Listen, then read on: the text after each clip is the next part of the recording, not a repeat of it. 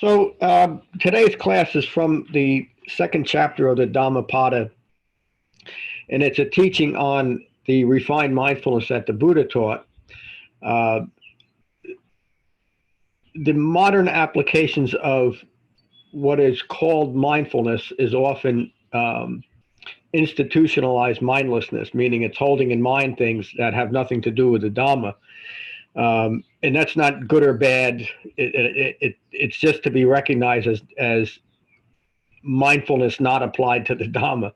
The Buddha taught mindfulness in a very specific way, and this little chapter points directly to that. The Buddha taught Four Noble Truths as a way of recognizing and abandoning ignorance of those four truths. And the path that he taught is the Eightfold Path. And he taught no other path except that. And so the mindfulness, or the refined mindfulness that the Buddha teaches, is to hold in mind, to be mindful of the Eightfold Path as the path to recognizing and abandoning all forms of ignorance of Four Noble Truths. And so anything else that we hold in mind at times might be valuable. In fact, you could say even important to live in the world. It's good to be mindful of driving when you're actually driving a car. But that type of mindfulness has nothing to do with the Dhamma, except it's appropriate when it's appropriate. While driving a car and being mindful of what's necessary to drive a car without hurting yourself or others is important. But while we're doing that, we can also hold in mind the framework of the Eightfold Path to inform everything that we're doing.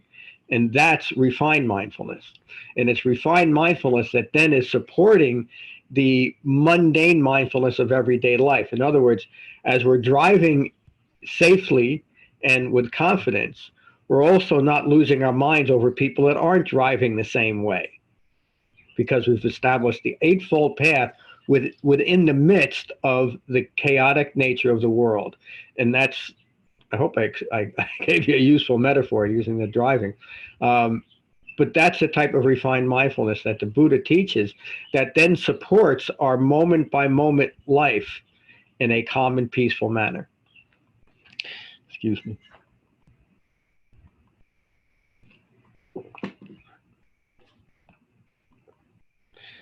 The Appamadavagga from the second chapter of the Dhammapada, the Buddha's words. Mindfulness is the path to cessation. So right away, we need to know a little bit about the Dhamma before we can use even that first sentence, but we do know. Mindfulness of what? Mindfulness of the Eightfold Path is the path to cessation. Cessation of what? We know the general theme of the Buddha's Dhamma is ending ignorance of Four Noble Truths. So mindfulness is the path to cessation of ignorance of Four Noble Truths. Those mindful do not suffer. That's pointing to the fourth foundation of mindfulness, the fourth quality of mind, which is a mind that is resting in equanimity no matter what's occurring. You often hear me refer to that as saying we gain the ability to maintain a calm and peaceful mind no matter what's occurring, no matter how unpeaceful our circumstances might be. What's occurring right now is simply a good example of being able to maintain mindfulness no matter what expressions of greed, aversion, and deluded thinking are emerging in the world. We understand the nature of what's occurring, so we don't lose our minds over it. We maintain a calm presence. And if the world needs anything more, I don't know what it is except a calm presence. The Buddha continues, those mindful have gone beyond suffering. And that's not just an individual statement. Those mindful have gone beyond suffering themselves because they no longer react, and we no longer contribute to the suffering in the world. That's the key to establishing peace on the planet. It's likely not going to happen, and it's not the point of the Buddha's Dhamma. The only reason I'm saying that is there's many people who are critically or vitally aware of the need for peace today. The problem is we don't know how to do it because our minds are still rooted in ignorance. And so while this is a great opportunity for change in the world, and change is certainly taking place right now, those of us that have developed a refined mindfulness that the Buddha's teaching can help establish a peace that is more authentic and unwavering. The more that peace in the world is established in wisdom rather than greed, aversion, and deluded thinking by reacting, the more it will actually be peace and will actually contribute to peace. And who knows if that's going to take place, but the only way that we can contribute to it is on an individual basis, not by hoping, not by insisting that other people change, but by changing ourselves. And that's the wisdom that comes from the Dhamma. It doesn't mean that we should look down on other people that aren't developing this type of wisdom. The right view is to realize how fortunate we are as individuals to understand this, to be able to develop this type of profound mindfulness that the Buddha is teaching here today. The Buddha continues. Clearly knowing the excellence of mindfulness, mindfulness of the Eightfold Path, the wise, exulting in that mindfulness, and the refuge of the, they exult in the refuge. Sorry, let me read it again. The wise exulting in mindfulness and the refuge of the noble ones, meaning the refuge of the noble ones is the Eightfold Path. The wise ones establish in Jhana, steadfast in the heartwood, established in a well-concentrated mind and steadfast, holding, because of that concentration, able to hold in mind the heartwood of the Dhamma. When the Buddha is referring to heartwood, he's always referring to the Eightfold Path. Excuse me.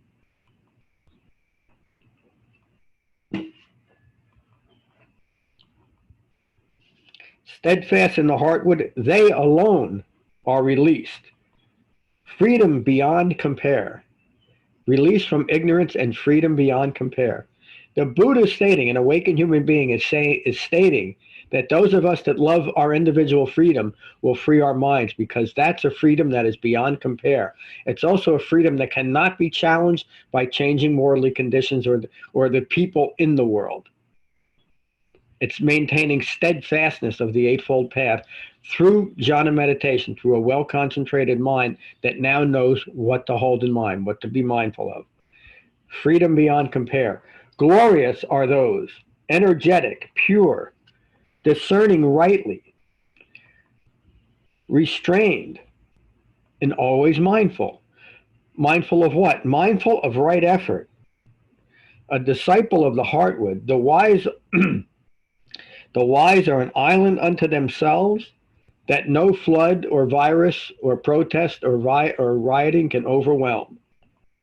What an incredible statement. Mindful of right effort. Remember the sixth factor of the Eightfold Path, right effort, is, and being mindful of right effort is really holding in mind the importance of maintaining integration of the Eightfold Path. That's right effort. Mindful of right effort. A disciple of heartwood, disciple of the Eightfold Path. The wise are an island unto themselves that no flood can overwhelm. I think that's one of the most powerful statements among many that Siddhartha Gautama ever made, because he's saying what he's referring to, the fourth foundation of mindfulness that is maintained in a calm and peaceful way, not through grim determination, but through gentle courage and understanding. There's no grasping left in that mind. So when something emerges in the world like it is today, or something very subtle as an unpleasant conversation with someone, we know where it's coming from, and we don't lose our minds over the unpleasant conversation or mass riots. It's all the same thing, because we understand the manifestations of ignorance. If I'm reacting to the world because I don't like the way someone said something, I've lost my mind, and I can reclaim it through the Eightfold Path. If I'm rooted in fear because of what's arising in the world, the result or the resolution is the same. I take a breath, I unite my mind back in my body, and I look out onto the world from right view, a view resting in the wisdom developed through right mindfulness, refined mindfulness. And then there's nothing in the world, there's no condition or no person in the world that can threaten my mindfulness, my calm resolve. The Buddha continues, the foolish and ignorant crave mindlessness. And the type of mindlessness that the foolish and the ignorant crave is often seen by them as mindfulness. Mindfulness means to hold in mind or to recollect. So the default position for a mind rooted in ignorance is to grasp after and justify fear and call that mindfulness. But it's mindless because it's holding on to things that do not relate to the Eightfold Path. So again, that person might be holding in mind while they're driving a car. Hold on, excuse me. It looks like Laura is joining us. Yep.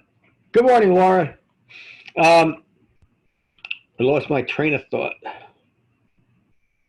Let me go back a little bit and I'll just pick it back up.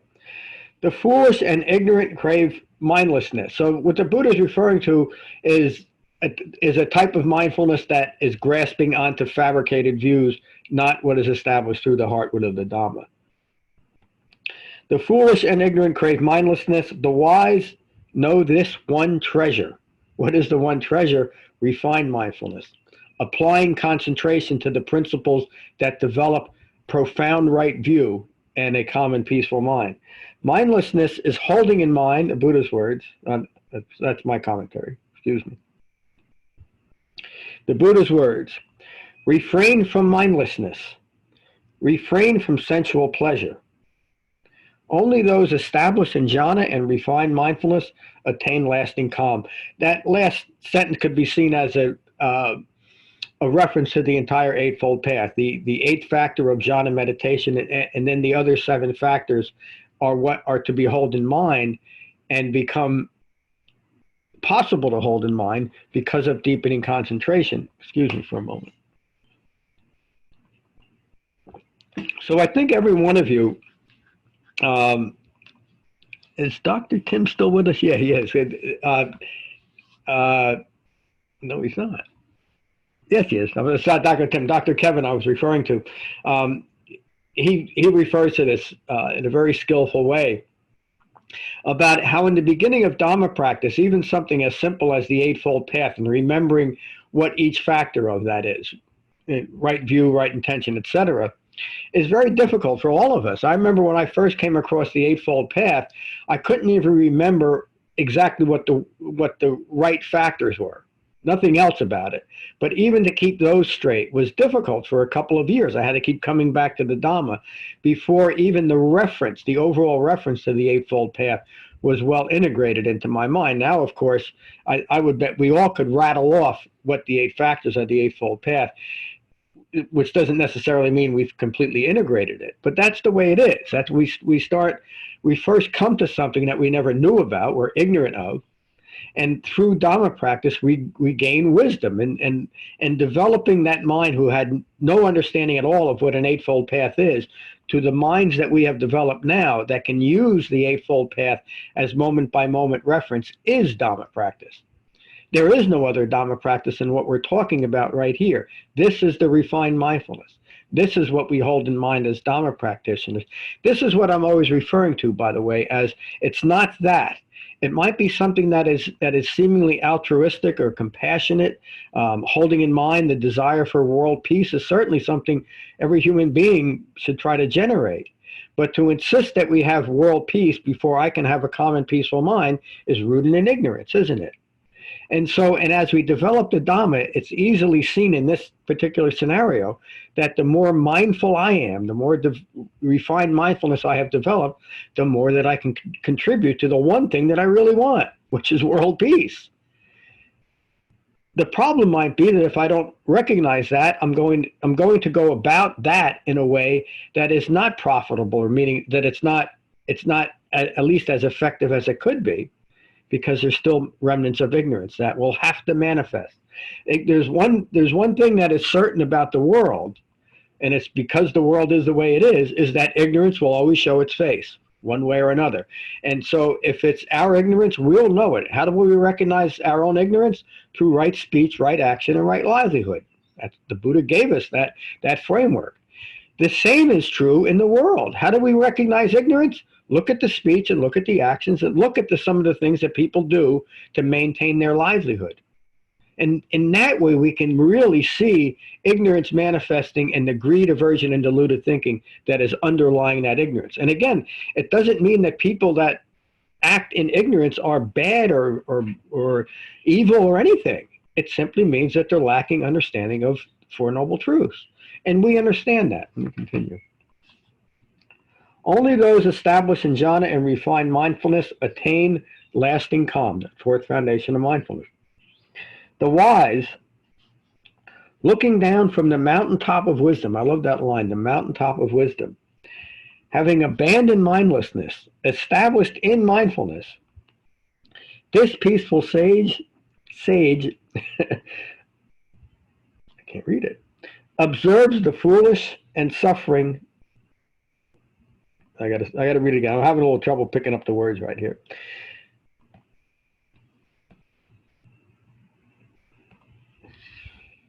This peaceful sage observes the foolish and suffering multitude from the mountaintop. Sorry, I messed that up. Mindful among the mindless, awake among the asleep. The wise advance like a swift horse. I mean, advance to what? Advance to their understanding. By mindfulness is one exalted. Mindfulness is always praised by the wise. Mindlessness is always despised. The Dhamma practitioner who delights in mindfulness and is fearful of mindlessness advances like a fire burning away all the fetters. The Dhamma practitioner who delights in mindfulness and is fearful of mindlessness will not lose the way. So one thing we need to be mindful of and fearless of is losing our minds. That's why I refer to every time that we reunite our mind and our body through taking a breath and being mindful of that is ending that particular mindlessness that was previously present in that moment. And it's as simple as that. And that opportunity for refined mindfulness is present in each and every one of us in each and every moment of our lives. It's our choice. Excuse me. But it's not the choice of someone who doesn't know. It's not the choice. Refined mindfulness is not the choice of someone who doesn't know. How could it be? How could you know where to direct your mind and what to hold in mind until you've learned what to direct your mind towards and what it is to hold in mind? This is the big problem with what the Buddha taught, because it's not taken on faith. It's not enough to just believe in the God Buddha and we're good to go, or to pray to all the Buddhas, or to worship the Buddha, or to chant the Buddha's name. None of that will change anything, will it? It might distract from the fact that in this moment I don't know what I'm doing because I've lost my mind, but it doesn't deliver anything, does it? In order to develop the Eightfold Path, in order to develop a calm and peaceful mind, the curriculum must be followed. If you want to graduate. If you don't want to graduate, you don't got to bother with the curriculum. And that's an individual choice.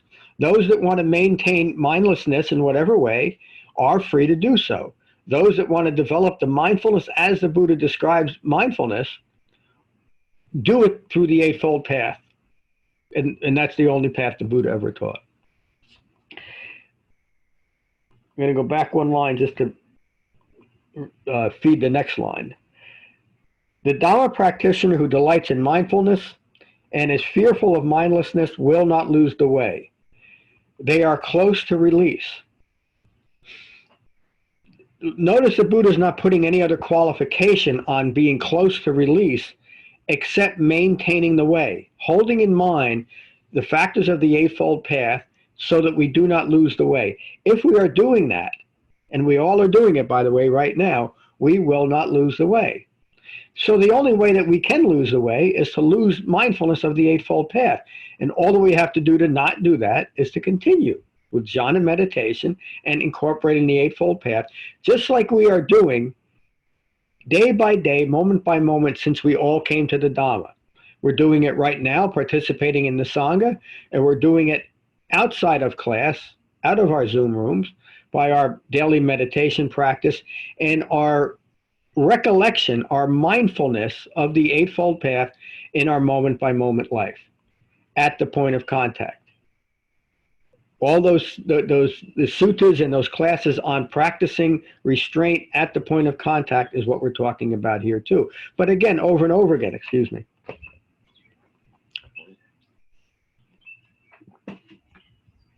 This is not something new, is it? In fact, it's something that we learned right from the beginning. The first thing we did as Dhamma practitioners is learn jhana meditation. Why? Because even the first breath of jhana meditation is the beginning of bringing our minds into this present moment where we can now practice a Dhamma. And in this now, I bring in my understanding of the entire Eightfold Path, and I'm able to apply it in whatever capacity I can in this moment. And the capacity of wisdom is not important. What's important is the right effort and continued right intention. And that will grow our capacity of what's occurring. And I'm using capacity right now to refer to right view. Because right view is something, it's like it's like a large vessel that we can drip in our understandings of the Eightfold Path until the vessel becomes full. And then we no longer have to concern ourselves with it because we have fully integrated it. And we are living mindfulness as the Buddha taught, the refined mindfulness of the Eightfold Path. Let me just finish this. They are close to release. The one more thing about that, as long as we are on the path, we are close to release. And that informs another aspect of right view, to stop thinking about when. Where's the end to all this? Because we're missing an important point of the Dhamma that will stop us from getting there. It's being fully present right here and right now. So even in the consideration that, oh, when am I going to get there, is a distraction.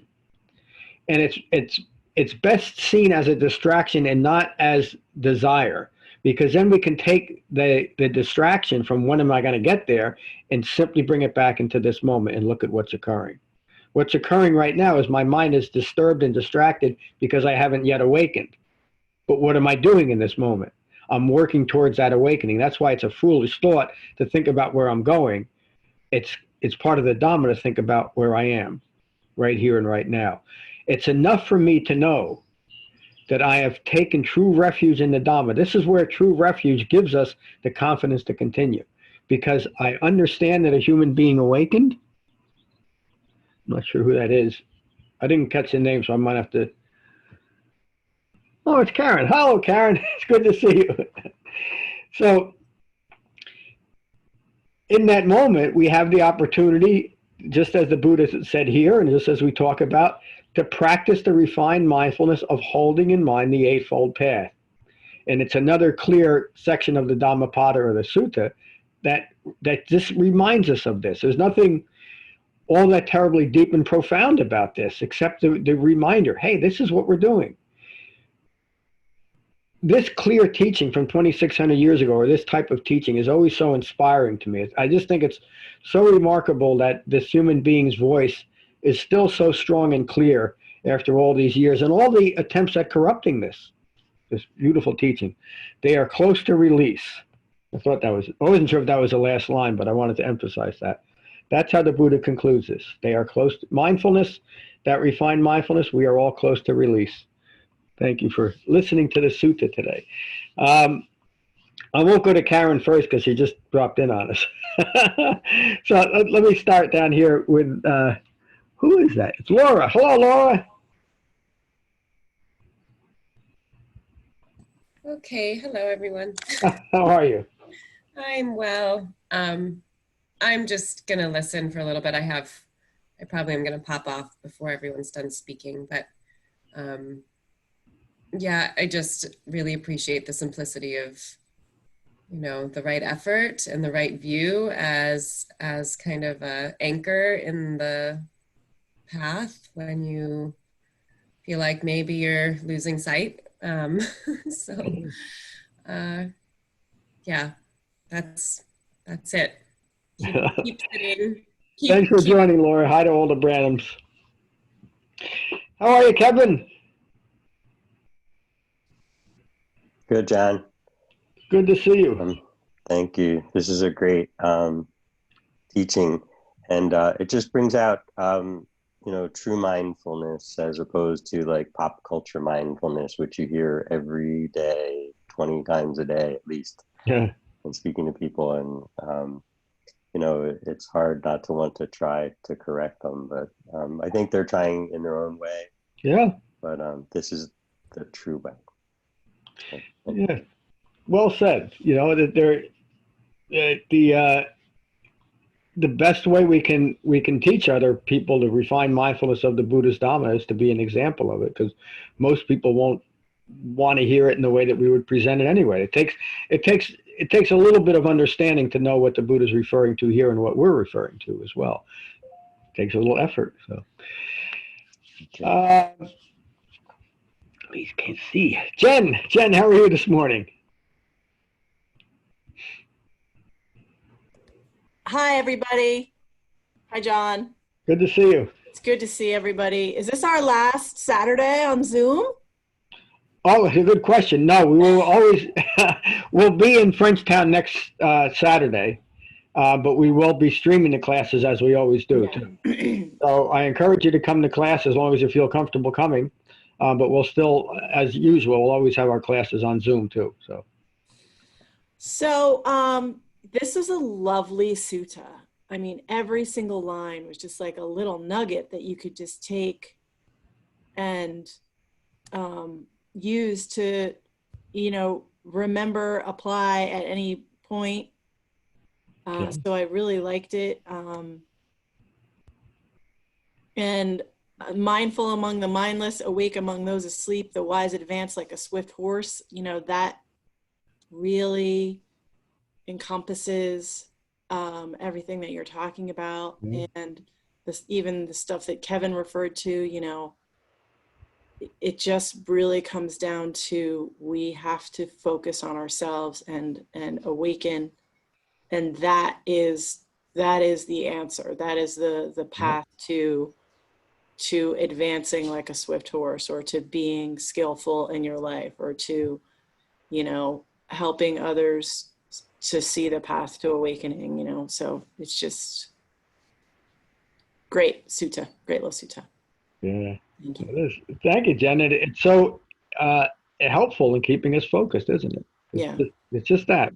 It's we developed the Eightfold Path, and that idea of the metaphor of the swift horse, it also informs us if it feels like our Dhamma practice is dragging, like we like mentioned that we're not getting there quick enough, or are we doing it correctly?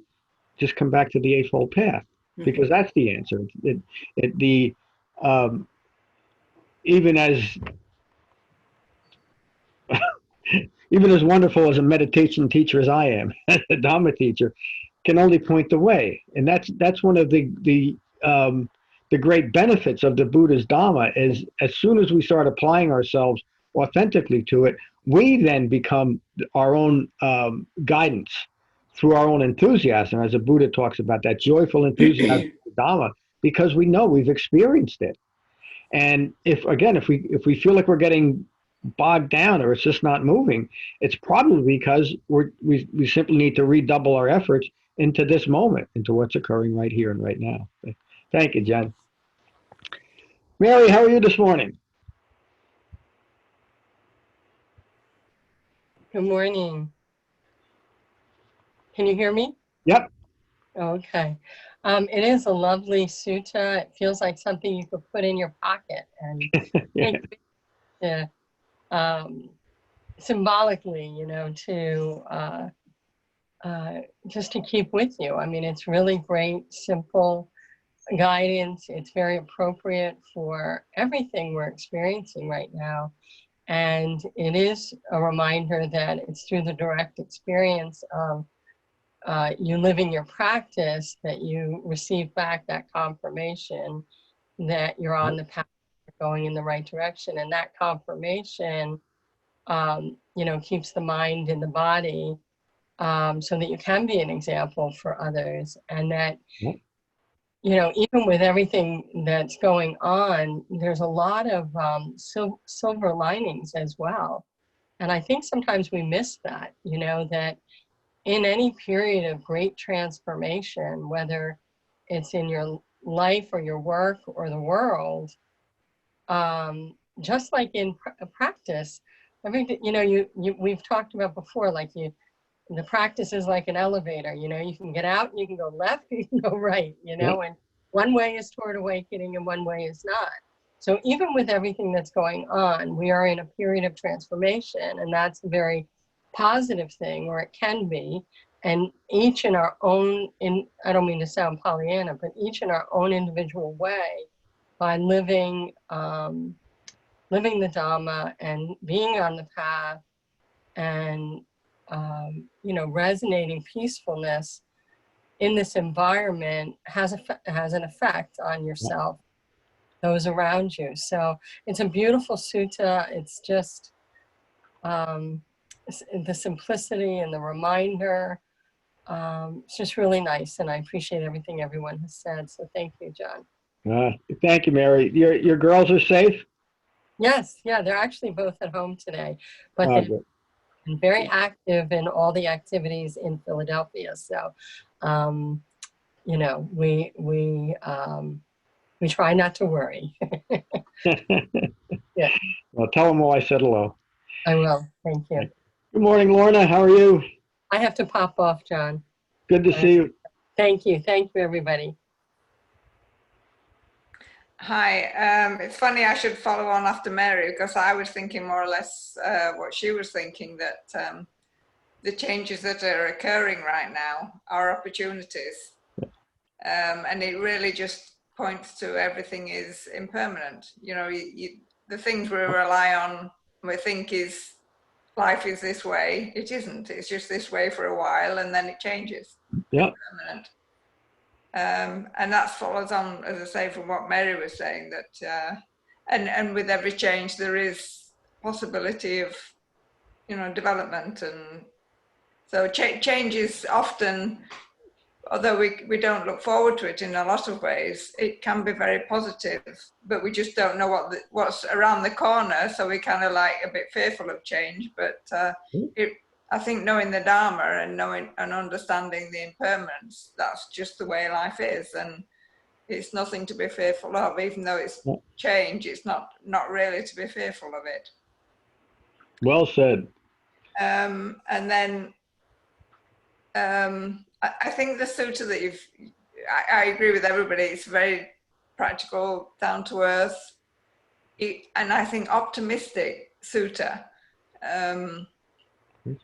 It points to optimism. If you follow the Eightfold Path, the Dharma, the Buddha's teachings, it's a very optimistic sutta, which I liked as well. I think that's all I have to say. Thank you, and thank you for the reading this morning, John. Thank you. Thank you for joining us, Lorna. Yeah, I mean, I see it. I see all the Buddha suttas as optimistic, because of there's not hope based in faith in his suttas. There's hope based in true refuge. That's a big difference, and something that we can see and we can feel it in the suttas. And so in this sutta is the entire, I didn't really touch on it, but you can see the Buddha's entire teaching method in this sutta too, meaning it's not just this positive, everything is wonderful, but because it's based in reality, his focus is on what's working and what's not working, because that's what we need to understand, what is ignorant and what is not ignorant. And that's the key theme to the Buddha's Dhamma, and it's present in every sentence of the Buddha's Dhamma. So there's always that comparison between what it is and what it isn't, because that's key to what's occurring right now in this moment. What's key to maintain my own level of refined mindfulness is to know what I'm seeing through right view of what is reality and what isn't. And that's the constant struggle within our own minds. That's the purity of this particular sutta, but all of them. So thank you for pointing out that the optimistic nature of this particular sutta, Lorna. Thank you. Let's go to Karen. Good morning, Karen. It's good to see you. Good morning, everybody. Good to be here. Sorry I had a conflict. I had another Zoom at 8:30 this morning. Well, I'm glad you joined us a little bit anyway. How's your Dhamma practice? Well, not so great. I've actually slacked off quite a bit and have been munching on a lot of potato chips and ice cream. So just looking at that and, you know, trying to find some understanding around that. But I'm sorry that I missed your talk on the sutta, and I look forward to later on today connecting to it and to the several weeks that I've missed. So, you know, just grateful that the Sangha is here and that you're here, and really wanting to continue. So that's really all I have to say. Thanks, everybody. Thank you, Karen. So glad you joined us. And I'll get this posted in a couple hours. How are things going at WAN? I got your email, so it looks like we're on for November, et cetera. It looks like it. At this point, yes, it does. They want to limit it to groups of no more than 20 at this point in time. But, you know, aside from 2 groups that are still sort of on the fence, small groups in July, everybody else has canceled.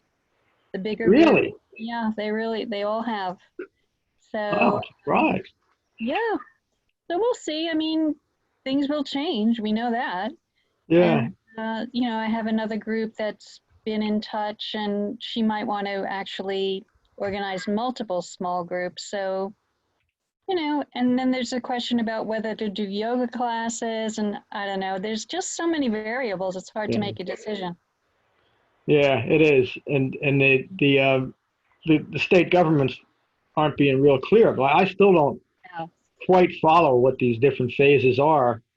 And I am going to check once more to make sure that we legally can meet again next Saturday, by the way. And if I find that we can, I will put it in the email. We're planning on opening up again based on what I heard a couple of weeks ago. But now I'm not so sure. I think we're going to open up on Saturday, but just pay attention to the emails.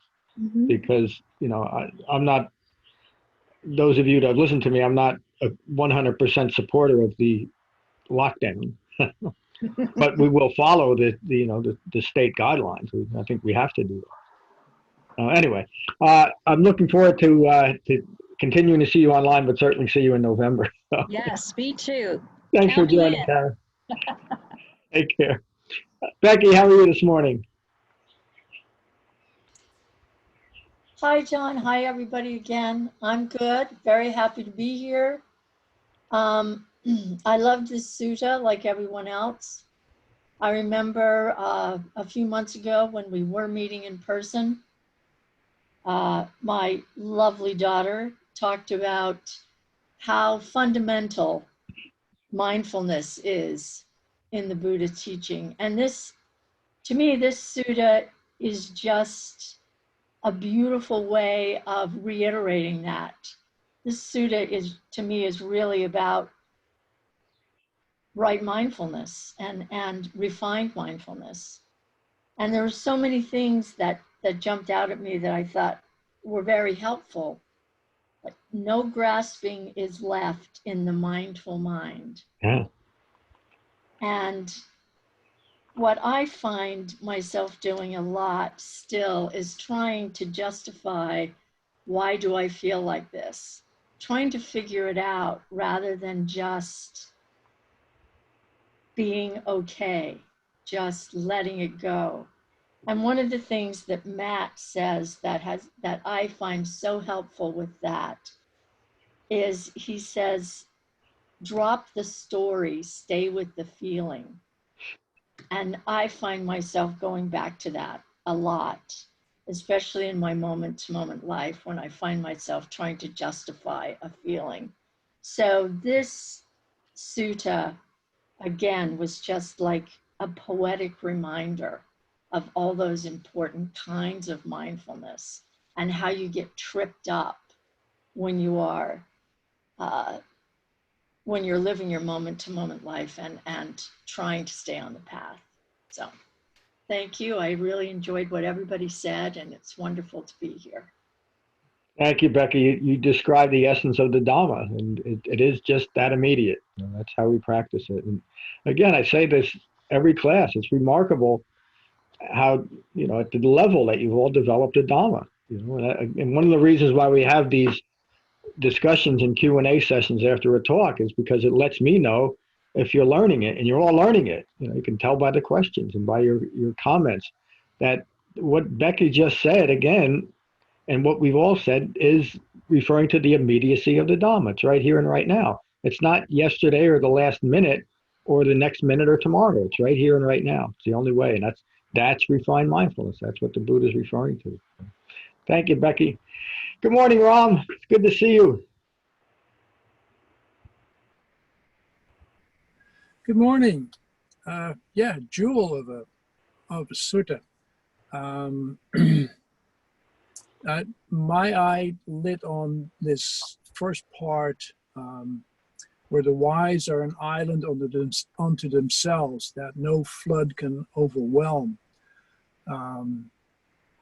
That just struck a chord with me.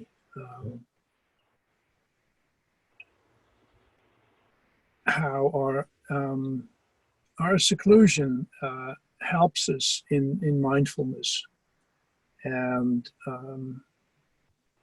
we keep that mindfulness of being harmless to ourselves and to all around us,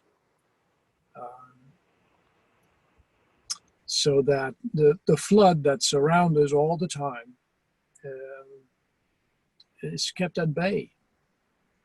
You know, we see the flood coming around us, and we realize that we're secluded from it. Yeah.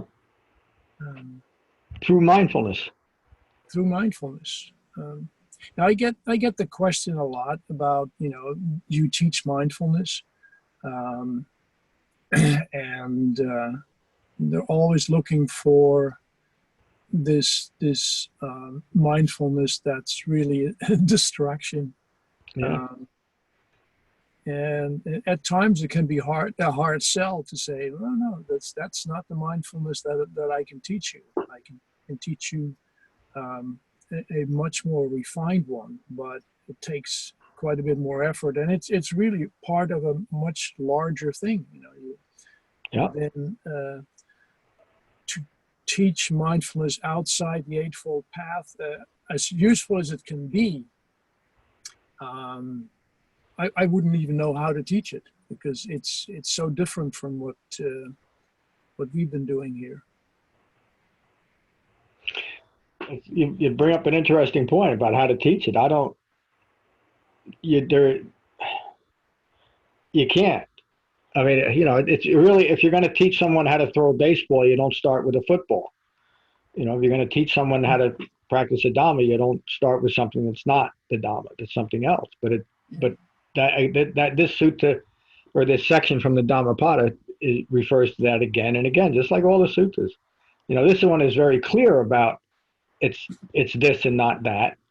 It's in every sentence in this particular sutta, but again, that's an underlying theme of the Dhamma, and it's an underlying theme of the Dhamma because it's singularly important to recognize, yes, this is what I'm here to hold in mind as a human being, and this is something that's not useful for me as a human being.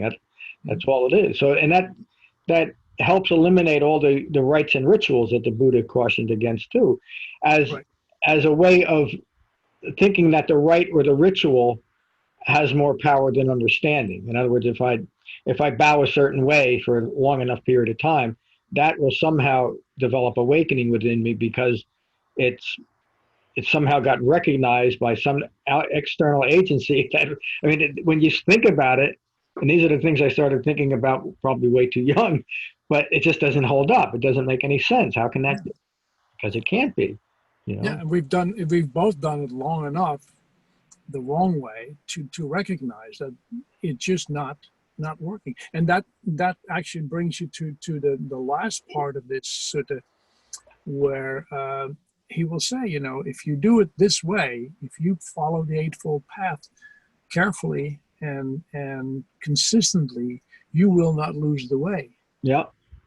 And that optimism is wonderful.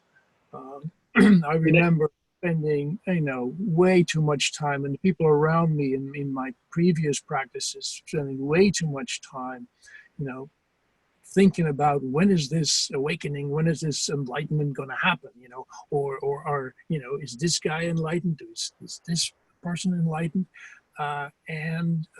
It's just nonsense.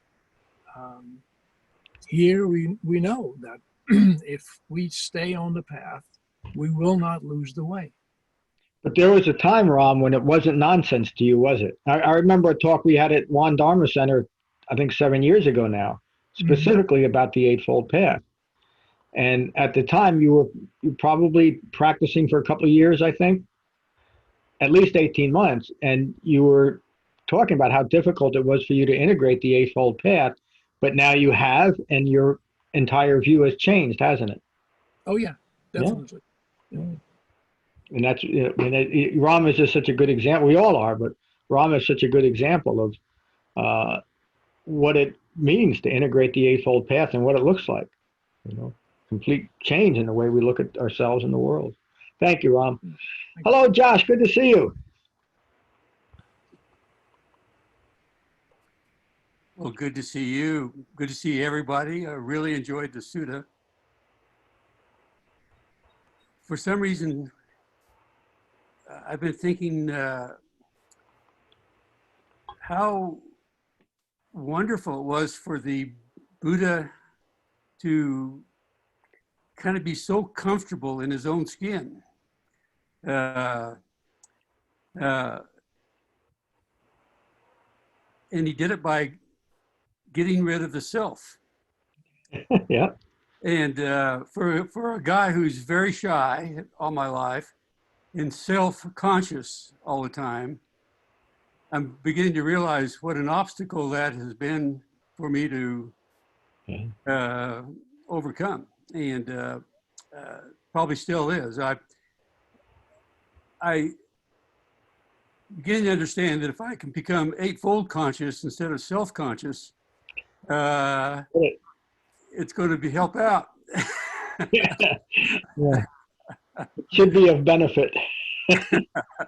That's all I got. Thank you, John. Thank you, Josh. And it is just that. Again, you're talking about it's either eightfold consciousness, beautiful line, or self-consciousness. The essence of the Buddha's Dhamma. It's the essence of addiction and compulsive behavior. It's the essence of all the ills of humanity. And again, this isn't supposed to be a salvific religion. The Buddha never intended that. It's just supposed to bring understanding, individual understanding of what it means to be a human being. And to some, that would sound like, who cares about that? That's everything. All of our confusion, all of our bad moves as a society come from a lack of understanding, don't they? And so we are, again, this is an opportunity for great change. And as Dhamma practitioners, we can be the example of ongoing change in a peaceful way, because that's what an awakened human mind is. It has that ability to withstand the constant change and uncertainty of the world without losing itself. Again, that's what this little sutta talks about, but that's the entire Dhamma. And isn't it wonderful that we are actually developing it and feeling the benefits of it? We know that this is something that actually works for us. Well, each and every one of us has experienced that measure of calm and peace. It comes through the Dhamma. Another remarkable class. Is any other questions or comments before we conclude with Metta? Okay, and just again, we're planning on having our first class back in Frenchtown next Saturday. The Tuesday classes will continue live stream only for at least another couple of weeks, probably a month or so. But just to, Josh wasn't clear about this, and just so everybody knows that our classes will always be live streamed, no matter what, whether we're in Frenchtown or not, like we always have. So, and again, if there's any change in Saturday's class, it will be in Thursday's email, so just check it. But we're planning on being back next Saturday. All right, we'll finish with Metta as we always do. The Buddha's words on Metta from the Karaniya Metta Sutta. This is what should be done by one who is skilled in goodness and who knows the path of peace. Let them be able and upright, straightforward and gentle in speech, humble and not conceited, contented and easily satisfied. unburdened with duties, and frugal in their ways, peaceful and calm and wise and skillful, not proud or demanding in nature. Let them not do the slightest thing that the wise would later reprove. Wishing, in gladness and in safety, may all beings be at ease. Whatever living beings there may be, whether they are weak or strong, omitting none, the great or the mighty, medium, short, or small, the seen and the unseen, those living near and far away, those born and to be born, may all beings be at ease. Let none deceive another or despise any being in any state. Let none through anger or ill will wish harm upon another. Even as a mother protects with her life her child, her only child, so with a boundless heart should one cherish all living beings. Radiating kindness over the entire world, spreading upwards to the skies and downwards to the depths, outwards and unbounded, freed from hatred and ill will. Whether standing or walking, seated or lying down, free from drowsiness, one should sustain this recollection. This is said to be the sublime abiding. By not holding to fixed views, the pure-hearted one, having clarity of vision, being freed from all sense desires, is not born again into this world. Thank you all for a wonderful class this morning. Peace. Well, let me just end the recording, and I got a question for y'all. You could hold on.